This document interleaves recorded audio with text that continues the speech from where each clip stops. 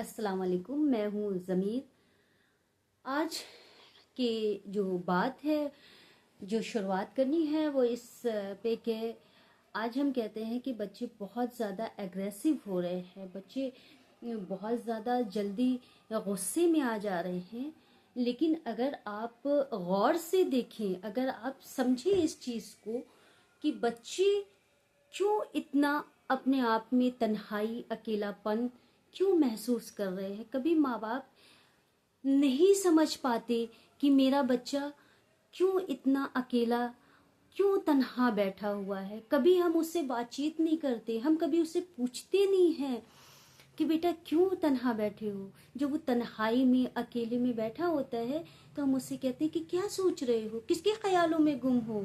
एक टॉन्ट भरा हमारा एक लहजा होता है, जिससे जो बच्चा है, जिसको ये ख्याल होता है कि शायद मेरे माँ बाप मुझे समझेंगे, उसको उस दिन और ये रियलाइज होता है कि शायद मेरे माँ बाप भी मुझे नहीं समझ पा रहे।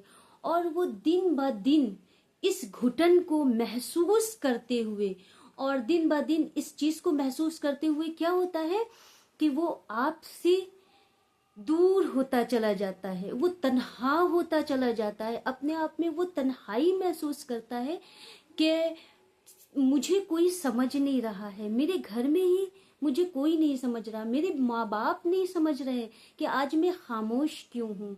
तो जब भी कभी आपका बच्चा आपको खामोश दिखाई दे तो उससे ज़रूर ये पूछें कि बेटा आज क्या हुआ है, क्यों खामोश हो, क्या वजह है, क्या मुझसे कोई खता हो गई है, क्या मुझसे कोई गलती हो गई। पेरेंट्स कभी ये पूछते ही नहीं है कि क्या हमसे कोई खता हुई है, क्या मुझसे कोई गलती हुई है कि जिसकी वजह से तुम अंदर से परेशान हो।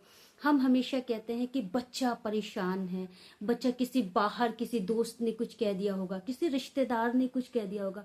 जबकि कभी कभी बच्चा आपको अपनी बात ही, अपनी माँ बाप को ही अपनी बात नहीं समझा पा रहा है। तो कम से कम इतना क्लोज रहे अपने बच्चों से कि वो आपसे अपनी बात कह सके।